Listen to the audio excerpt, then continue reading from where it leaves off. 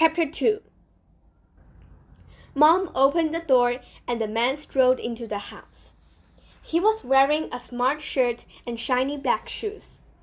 Imogen noticed the shoes because they squeaked with every step, as if he was walking on mice. "Kathy, you look gorgeous," said the man in his man voice. He gave Imogen's mom a kiss on the cheek. Then he turned to the girls. "And these must be the two little princesses I've heard so much about." "I'm not a princess," said Imogen, looking down at her armor. "I'm a knight, and she's a giant sea slug. Who are you?" "Imogen!" gasped Mom. "It's all right," said the man. He looked down at Imogen and moved his lips into a smile. "My name's Mark. I'm friends with your mother." "She never had any friends called Mark before," said Imogen. The man rocked forward in his squeaky shoes. "Is that so? Well, things change quickly in the grown-up world." Imogen opened her mouth, but Mom cut across her. "Girls, help me shut all the windows before Grandma arrives. It's turned nasty out there." Mom reached up to the little window facing the garden, but she must have seen something because she jumped back in horror. "What is it?" said Imogen, running to Mom's side.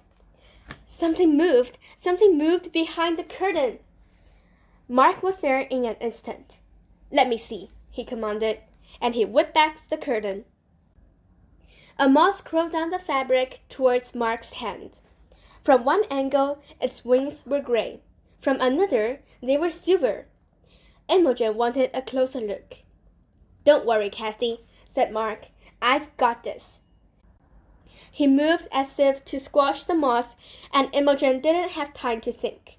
She darted in front of him and cupped her hand round the insect. Mark tried to nudge her aside, but she stamped down hard, right on the toe of his squawky shoe. Mark swore. Mary squealed. Mom was already telling her off, but Imogen ran away from them all. She opened the back door with her elbow and dashed out into the rain. She could hardly feel the moth inside her hands. It was so light.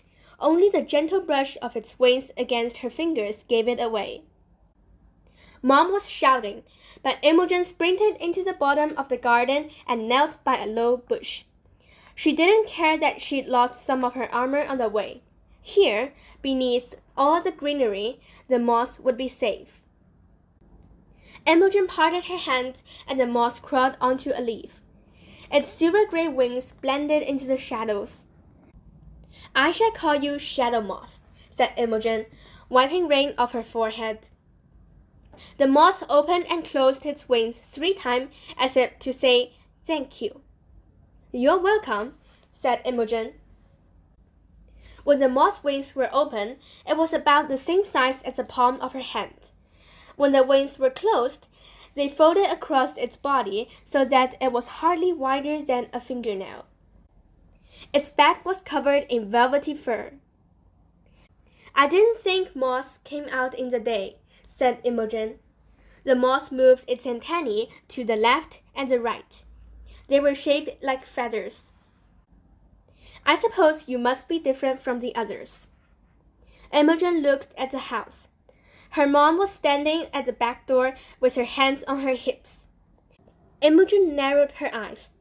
No one could make her say sorry. She walked back to the house as slowly as she could. "Apologize to Mark," said Mom. "You can't go around stamping on people's feet." "You can't go around murdering things either," said Imogen. "Why don't you tell Mark that?"